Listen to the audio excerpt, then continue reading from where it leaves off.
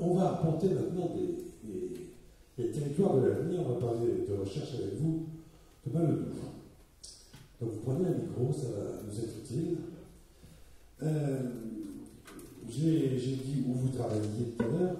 Le point commun de vos travaux dans les différentes instances qui leur servent de cadre, c'est la quête d'une maîtrise de l'énergie dans le champ informatique.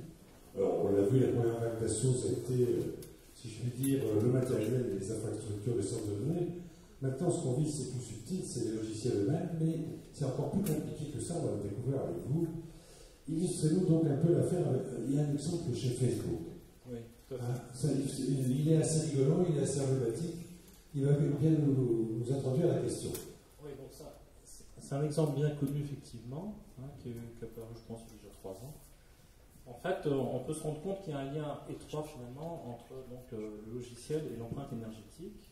Donc, et puis, c'est dramatique, puisqu'en fait, ça participe à pousser l'essence du matériel, effectivement. Donc là, ce qui se passe, c'est que Facebook, je crois que vous connaissez, je vais pas le présenter. Le centre de données de Facebook, avant, c'était 30 000 serveurs qui consommaient 100 millions de kilowattheures par an, donc autant qu'un TGV duplex qui circulerait 365 jours par an, 24 heures sur 24. Donc là, c'était basé sur des pages PHP, etc. Et puis finalement, les développeurs, les ingénieurs et les architectes logiciels de Facebook se sont dit, on va peut-être changer, on va peut-être abandonner PHP pour coder tout en C++ avec un pré-compilateur. Et finalement, il faut 2 fois moins de serveurs Facebook pour fonctionner, pour la même qualité de service rendu. Donc ça pose quand même question. Est-ce qu'on peut aller au-delà de ça? Est-ce qu'on peut se dire, on n'a pas encore atteint la limite, on peut encore améliorer les choses, diminuer le nombre? Alors on peut, mais on va voir que en fait, tout est une affaire de compromis entre un consommateur-producteur. Ça va être un peu le reste de mon exposé, justement. Je peux former tous mes ingénieurs demain en mine à l'assembleur, mais oublier Java, mais finalement, est-ce que je vais y gagner? Est-ce que le code développé en assembleur sera maintenable 6 mois après, alors qu'en Java, il est plus maintenable? Donc on va peut-être y gagner, peut-être sur l'efficacité énergétique, mais on va perdre en maintenabilité, et ça, je pense que les entreprises ne sont pas prêtes à le faire. Alors, en fait, il y aura une histoire de compromis. Je donne un autre exemple qui est connu, parce que je crois que tout le monde connaît Windows aussi ici. Donc effectivement, on a tous changé sa machine au bout de 3 ans parce que finalement, Word est de plus en plus gourmand. On parle donc d'obésité logicielle. Et puis finalement, on veut juste un traitement de texte. Bon, alors certains veulent le dictionnaire disponible, des choses comme ça, mais on n'a pas... c'est sympa pour faire des bonnes phrases grammaticalement. On n'a pas besoin de toutes les fonctionnalités, toute la richesse de Word tous les jours. Voilà. Donc il faudrait des modules qui se chargent dynamiquement, des choses comme ça. Mais globalement, on voit bien qu'il faut plus de puissance, plus de mémoire, et puis... voilà, ça participe au changement de matériel tous les 2-3 ans. Alors, je pense que gardez donc le micro sur votre menton, il va vous suivre aussi là. Il y a quelques héros qu'on connaît qui ont la même machine depuis 12 ans et qui font tourner toujours du logiciel, mais c'est quand même des cas exceptionnels. Donc en fait, l'idée c'est de voir qu'est-ce qu'on peut faire au niveau langage. Donc ça va être la première étape. Donc on a un logiciel énergivore, donc Facebook en PHP ou Word. Donc qu'est-ce qu'on peut faire pour essayer de réduire en fait moi je me suis laissé dire que vous aviez créé des logiciels qui reconditionnent des algorithmes, qui reconditionnent le logiciel et les applient à la volée aux besoins en fonction des circonstances. Expliquez-nous ça un petit peu. Je vais accélérer, c'est juste le slide d'après. C'est-à-dire qu'en fait, il y avait 3 approches. L'approche langage, comme on l'a dit, mais il peut avoir un problème de maintenabilité. Donc, je n'ai pas creusé plus que ça cette approche langage pour avoir un code vert.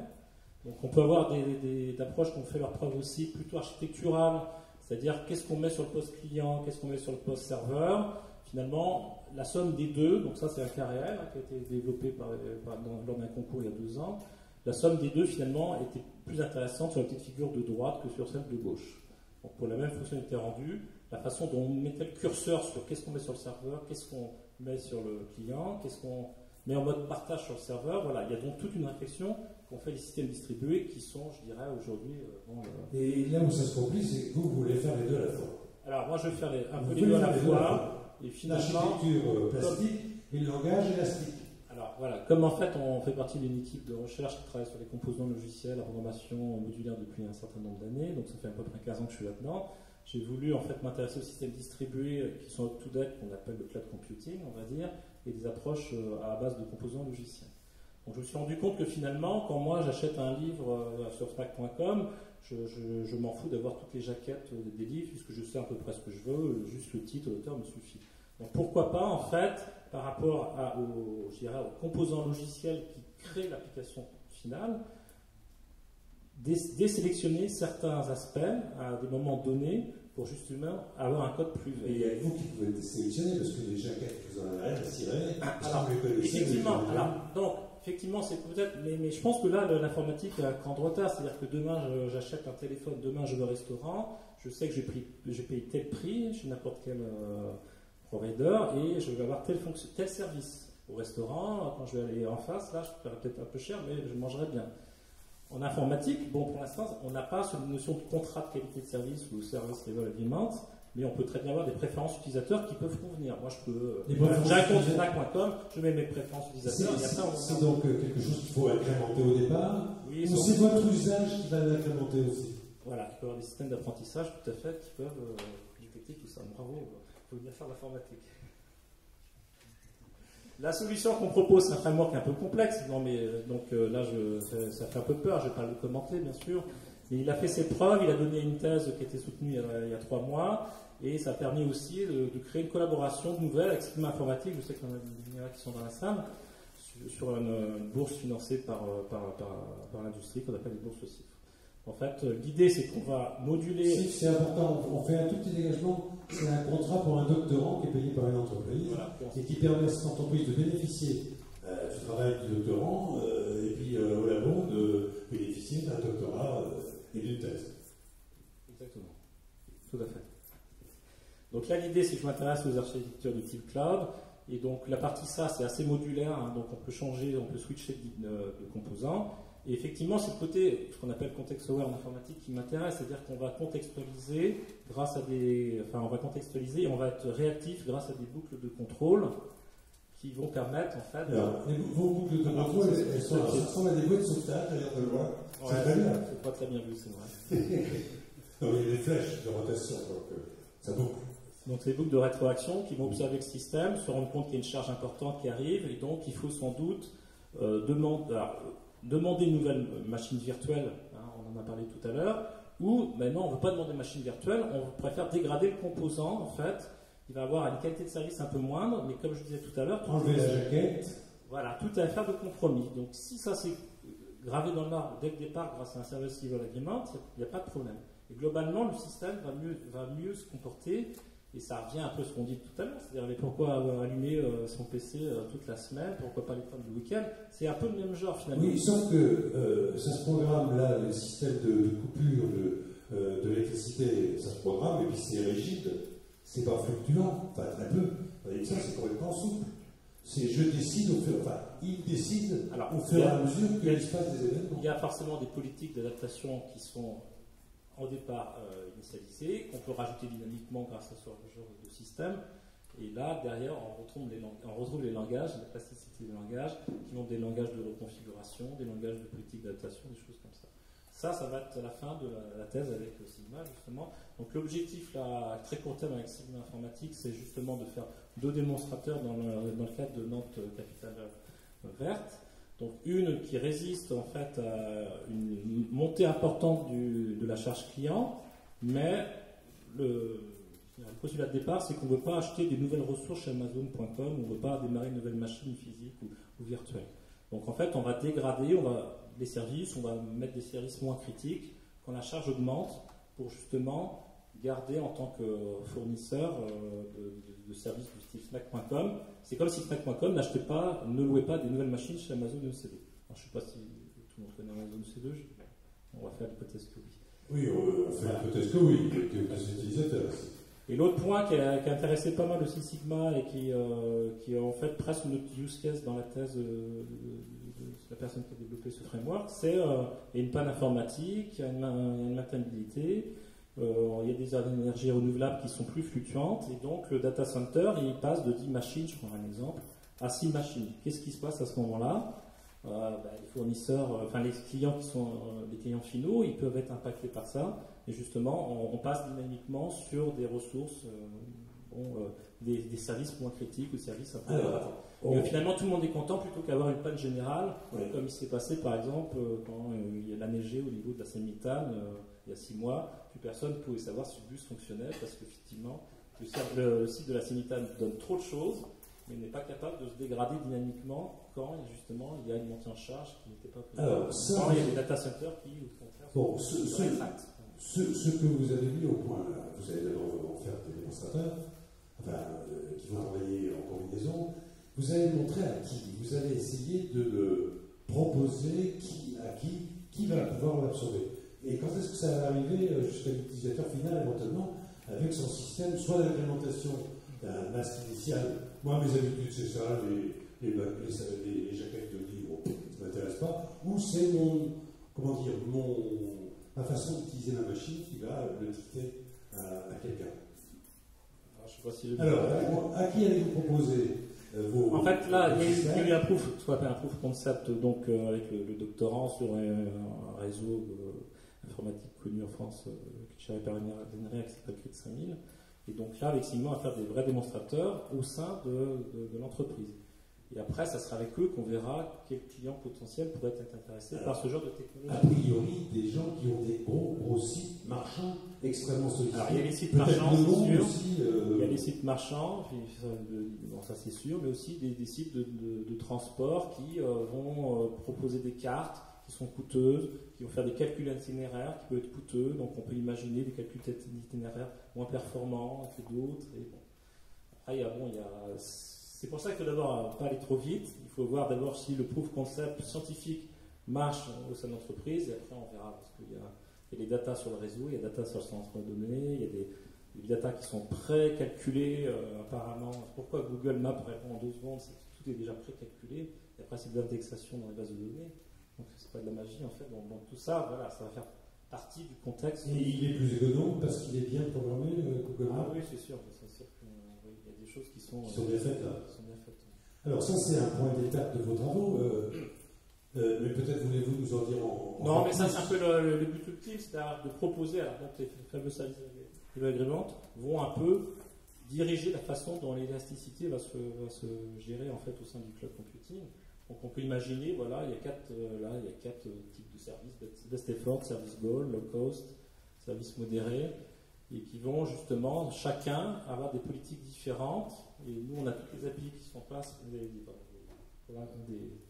applications de programming interface, je ne peux pas le dire en français, pour justement pouvoir gérer tout ça.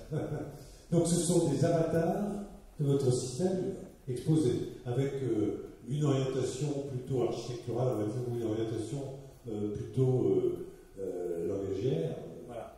Alors il y a des aspects, là j'ai voulu un moment partir là-dessus, je me suis rendu compte que je n'avais pas les compétences, moi informaticien, sur le dernier aspect, parce que là on est carrément dans les aspects un peu yield management, qui est par exemple faire des prix sur les avions ou à SNCF. Ça aussi c'est impressionnant. Alors, dynamiquement, sachant que le TGV va coûter tant en partance, etc.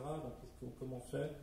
Voilà, donc là il faut optimiser dans un sens, maximiser dans un autre, et là c'est plutôt en fait des modèles économiques. Moi, informaticien, je ne connais pas trop, mais je pense qu'il y a des choses à faire. Mais là, vous avez un package, moi aussi je peux utiliser un terme avec une vague consonance anglaise, un paquet de solutions que vous voulez mettre devant les gens qui utilisent des gros centres de données, qui utilisent des gros calculateurs, de façon à leur faire réaliser des économies. Alors, à la finale, c'est ça. C'est des économies finalement d'énergie, mais aussi financières, bien sûr. Financières, bien entendu. Ils vont construire des applications sur le cloud. Voilà. Et du coup, ça ira jusqu'à impacter le poste individuel de l'utilisateur, qui sera moins consommateur, lui aussi. Et voilà, on reboucle sur. Et on reboucle. Alors, ça, c'est une étape. Vous êtes pratiquement un poste là, pour démontrer et proposer et voir en faire en sorte que vos solutions soient appliquées. Qu'est-ce que vous avez encore dans vos cartons? Dans quelle direction creusez-vous? Qu'est-ce qui vous excite les neurones dans ce moment? Non, mais là, c'est vraiment un moyen terme, je suis désolé. Non, mais le moyen terme. Un moyen terme, c'est effectivement donner un langage de programmation pour les gens qui sont administrateurs du cloud, qui vont pouvoir faire des politiques d'élasticité très facilement. Pour l'instant, c'est plutôt une approche un peu framework. Il y a plein de choses qui sont inlinées, comme on dit. Il n'y a pas voilà, à la fin, il faudrait presque un langage d'administration particulier. Toujours particulier, qui va en fait pouvoir gérer les contrats SLA, les API de reconfiguration et tout ça dans un même. Et pourquoi faudrait-il qu'il y ait un langage particulier? Parce que c'est une partie particulière de l'univers. Oui, voilà, donc ce qu'on appelle les langages dédiés ou domaines spécifiques. Le plus connu c'est SQL, c'est un langage dédié au requêtage, à la création de bases de données, des tables. Et en même temps, c'est complètement normal parce que tous les métiers ont leur propre langage. Exactement. Donc tout va bien. Et donc, c'est ça que vous. Voilà, ce sera le but de la fin de la thèse, j'espère, dans 3 ans. D'accord. Bon, donc encore beaucoup de matière grise à consommer et de chiffres éventuellement aussi à mettre en place. Alors, merci beaucoup. On peut les applaudir déjà à ce stade-là parce que l'éclairage est clair. Vous ne voulez pas dépenser beaucoup d'énergie. Alors, messieurs, il y a un mot qui est revenu d'une façon un peu récurrente, mais très discrète, cloud. Paul a commencé à ouvrir le feu là-dessus, ce sera peut-être un de nos prochains sujets. Est-ce que le cloud, c'est une solution ou c'est vertueux? Quel est votre point de vue sur la question? On revient vers vous.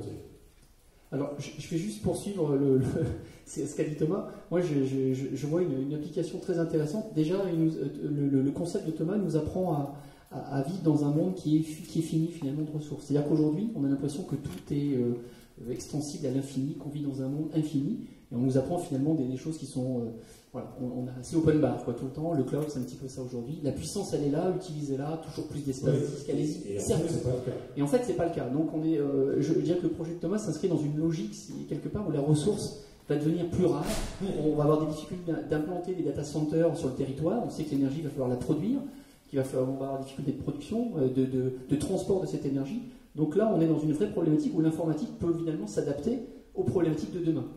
Aujourd'hui, c'est encore très novateur, mais demain, ça sera forcément quelque chose de normal, de se préoccuper de ce compromis sur l'énergie.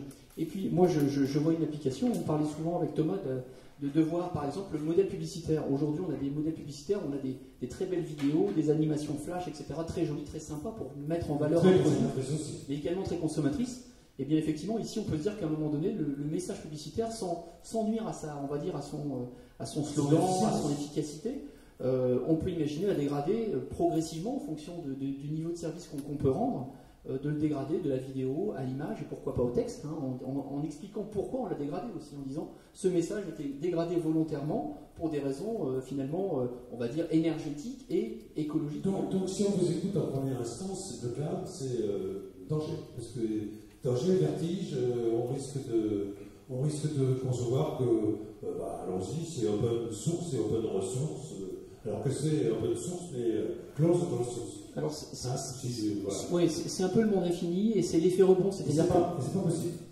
Et c'est pas possible, en tout cas, c'est la mauvaise, c'est la face sombre, on va dire, de cloud, c'est que c'est facile, c'est-à-dire que l'énergie, les ressources, on va les chercher assez facilement, assez rapidement, si on veut garder les mêmes temps de réponse, améliorer sa qualité de service. Donc finalement, cette énergie, on a l'impression qu'elle est infinie. Donc mais en même temps, le cloud semble être une possibilité d'être vertueux, d'une façon générale, en étant précisément dans ces nuages, si les nuages ont adopté des comportements vertueux et des limitations et sont parcimonieux. Exactement. Et on peut dire aussi, après je laisserai parler mes collègues, moi je dirais que le cloud, il a la vertu de pouvoir concentrer en certains points finalement cette consommation énergétique. On va dire, les entreprises qui aujourd'hui hébergent des serveurs, l'hébergent un petit peu avec les moyens du bord, c'est-à-dire que les connaissances du bord, avec finalement, on va dire, sans avoir forcément mesuré la consommation. Donc l'avantage finalement d'un provider, de quelqu'un dont c'est le métier, c'est vraiment que lui, il va s'inquiéter de la facture économique, énergétique, et donc du coup, il va avoir envie d'optimiser sa facture, donc il va effectivement s'obliger à optimiser cette facture. Donc je pense que le cloud a cette vertu, c'est qu'il y a un moment, quelqu'un paye, et que si c'est quelqu'un qui optimise bien, normalement ça devrait aller vers un milieu, on va dire. Moi je partage tout à fait l'idée de Thierry, je crois que c'est la chose la plus importante, c'est-à-dire qu'effectivement, le code est factorisé à un endroit, c'est des spécialistes, ils savent refroidir, ils savent utiliser une énergie qui diffuse pour je sais pas, faire chauffer les douches. Oui, il y a une échelle qui permet une vraie économie d'échelle monstrueuse. Exactement. C'est ça. Donc il faut être vertueux au niveau du cloud. Oui. Pour compléter, c'est vrai que le modèle du cloud, c'est aussi de la consommation à la demande. On est dans la logique, je consomme que quand j'en ai vraiment besoin. Et c'est là où cette logique, on dit, on en a vraiment besoin. Après, il y a tous. Je suis d'accord avec Thierry, il faut mettre aussi des pincettes, il faut faire attention que ça n'explose pas dans tous les sens et maîtriser, c'est toujours le même problème. Mais le principe en tant que tel est bon, parce qu'on mutualise, on rationalise et on consomme à la demande. Et après tout, Olivier, on peut aussi le sonder et le mesurer, de voir ses implications aussi, et donc dire halte là. Oui, je pense qu'il faut mesurer. Après, sur le cloud, je pense que c'est pas une solution miracle. Je ne sais pas si vous vous rappelez de vos cours de physique et la loi de Lavoisier. Hein. Rien ne se perd, rien ne se crée, tout se transforme. Alors, il y a des avantages dans le cloud, mais par contre, c'est une loi universelle. C'est universel, donc cette puissance de calcul qui était dans les serveurs des salles internes des entreprises, elle va bien arriver quelque part. Donc, il ne faut pas l'attendre comme une solution miracle. Après, ce qu'on voit quand on regarde sur le web, c'est on va encore plus vers de la virtualisation, donc quelque chose dans le terme cloud, c'est bien ça, c'est ce nuage, c'est un peu flou, c'est disséminé, et on va avoir des petites consommations un peu partout, sur le réseau, sur les smartphones, sur les clients, et une grosse consommation qu'on aurait pu maîtriser avant, elle va être disséminée. Donc ça peut être la somme des petites peut égaler la grosse. Voilà, et c'est ce qu'on essaye de montrer avec, par exemple, un site web. Et le cloud n'est rien qu'un site web amélioré. Voilà. Et c'est pas parce que la machine est entre guillemets virtuelle qu'elle ne consomme pas. Non, bien sûr. Ce qui est quand même un con. Ôtez-moi d'un doute. Est-ce qu'il y a du bruit dans les data centers? Est-ce que ça fait beaucoup de bruit? Enfin, je vais laisser Martin. Vous qui les fréquentez beaucoup. Les data centers font beaucoup de bruit. Il y a même des normes autour de tout ça. Parce que il faut rappeler qu'il y a des ventilateurs qui tournent, il y a de la clim qui souffle dans tous les sens. Alors, vous allez aller voir le laboratoire dédié de l'Université du Mans, qui vous a inventé un réfrigérateur qui fonctionne avec le son. Quand il y a du bruit, il fait du froid. Vous allez voir ce que vous pouvez faire pour vous. C'est intéressant. C'est intéressant. Si on peut mettre des glaces dans les data centers, ça serait super. Non, attendez, ils ont inventé un réfrigérateur à bruit. Ça part du bruit, ça donne du froid. Je ne connaissais pas. C'est une vibration des ondes. Bon, voilà. Oui, il y a de quoi faire. Il y a de quoi faire. Et là, oui, bien entendu. Mais ça ne se perd pas, ça se crée pas non plus, ça se transforme, c'est tout. Voilà. Merci. Écoutez, on a tenu l'horaire impeccablement et on va vous proposer de continuer cette conversation autour d'un verre rafraîchissant. Et je vous demande à nouveau de les applaudir. Merci beaucoup. Les questions, c'est là-bas. Merci à vous, monsieur.